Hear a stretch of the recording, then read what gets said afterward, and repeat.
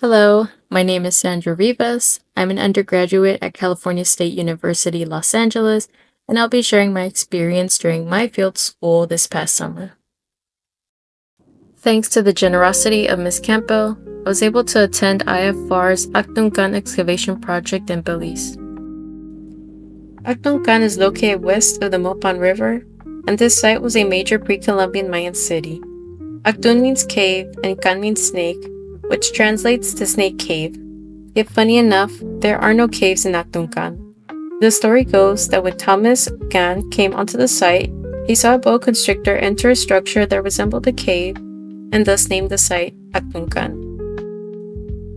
To further aid the ongoing research, this summer a total of 12 units were excavated in Group 9. My team specifically excavated an area at the center of a patio structure. Our objective was to excavate layer by layer and examine the stratigraphic variation within each layer. Through archaeological excavation and survey within Actuncan's urban core, we're interested in investigating the everyday function of long-occupied urban places, along with the importance of water within these ancient civilizations. Our findings contribute to a better understanding into the ideology, politics, and administration at Actuncan. Actuncan was my very first fieldwork, and this project really cemented my dream of becoming an archaeologist because I was able to learn that although I was living within a foreign environment, away from loved ones, and working with strangers, the job was really fun. Learning about Mayan culture and uncovering its past gave me a great sense of satisfaction, and I look forward to everyday lecture, lab, and fieldwork as it broadened my knowledge about ancient Mayan culture. I think the idea of becoming an archaeologist, in many cases, was originally influenced by the romanticized depictions of Hollywood's take on archaeology. And although this idea may have influenced our initial first step towards becoming an archaeologist, I think experiencing fieldwork in its totality allows you to really decide whether or not this is something you are really interested in doing professionally, or was it merely a misperceived fascination. Family-style dining arrangements encourage communal eating and interaction between the students and create a relaxing atmosphere, fostering conversation and togetherness, which helped up performance in the field. A challenging aspect of archaeology that I had to face during my time at Actuncan was living away from loved ones. The lifestyle of an archaeologist proved to be difficult at times due to the new environment, unfamiliar faces, and cultural and habitual differences that took some time to get used to. But I thank Dr. Mixer and Dr. Fulton for their efforts in making our research team feel like a family. Aside from excavation, we also learned how to survey a site. Using pedestrian survey, we were able to analyze surface materials and locate clusters of artifacts around an aguada-like structure, and we also helped out map the area to provide more context about the structure. Lab work was especially interesting because we were able to clean, sort, and bag the artifacts that we found in the field and prepare for further analysis. I found this exciting because we were able to see our findings move through the full process of being analyzed. Usually in a classroom setting, we work with artifacts from a site we have never had a chance to personally visit or work with replicas, but here we were able to uncover the artifacts and learn how to carefully clean and sort the material and its proper packaging for future studies. In lab, we also learned how to process float samples and how to collect heavy and light fractions. To do this, the soil samples that were collected are placed in a container with water, and as the water is filtered in, the soil becomes agitated, which allows the heavy fractions to sink to the bottom of the container, while the light fraction floats to the surface and can be collected through a fine screen. Once the water is poured out, the bottom of the container will hold the heavy fractions, and once collected, both the light and heavy fractions are left to dry for a few days. The light fractions can consist of roots, charcoal, seeds, and nuts, while the heavy fractions can be smaller bones, smaller artifacts, beads, and other denser materials that would not rise to the water surface. Another thing I learned was how important it is as an archaeologist to be flexible with the environment that you are working in, because in most cases, archaeologists may be limited to certain amenities.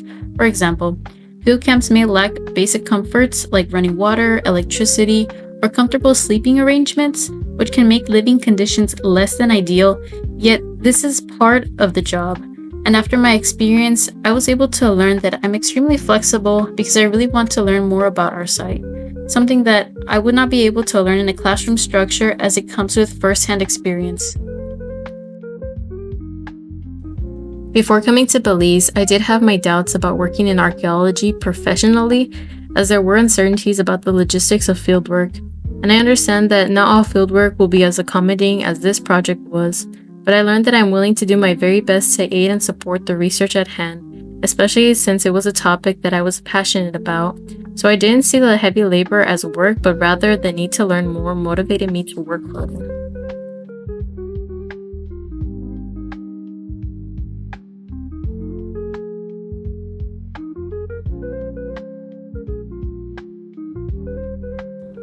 Personally, this field school changed my views on future goals because it showed me what a classroom structure lacked, which was the importance of teamwork, flexibility, and communication within our groups. Field crews are created to complement each other and unify the different specialized skills each team member has. In my opinion, the years of experience of the Belizean workers greatly complemented the academic backgrounds of both of our professors, as both parties brought different methods of expertise into the field. Collaboration amongst the team members is essential as it brings forward different viewpoints about particular subject, which enhances the accuracy of our findings. No single archaeologist can do what a field crew can.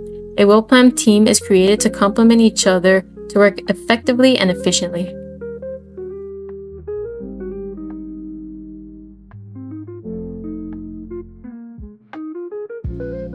As our field school concluded, I experienced a bittersweet feeling. While I was pleased to return to LA, I felt a deep sense of sadness in leaving my teammates and this remarkable project behind.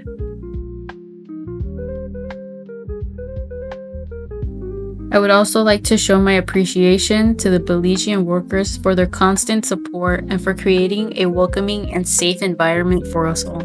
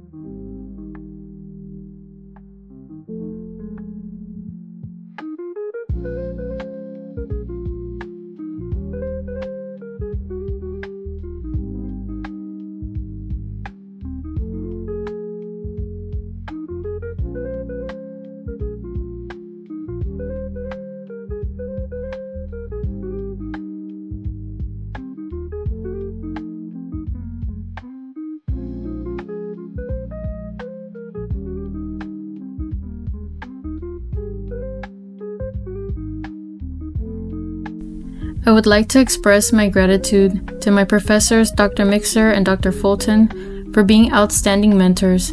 Their unwavering support has been invaluable to my growth as a student, and I feel honored to work alongside them.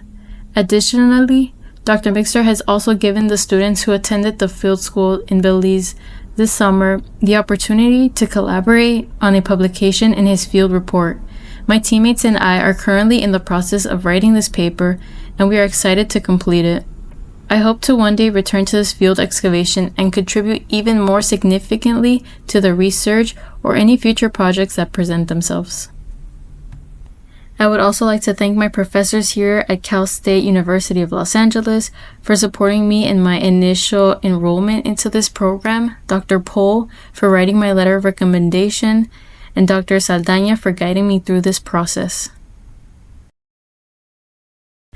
I would also like to give a special thank you to Ms. Vera Campbell. Without her generosity, I would have never been able to be a part of this wonderful experience. Your kindness has allowed me to grow as a person, a researcher, and as a professional, and it is something that I will always be grateful for.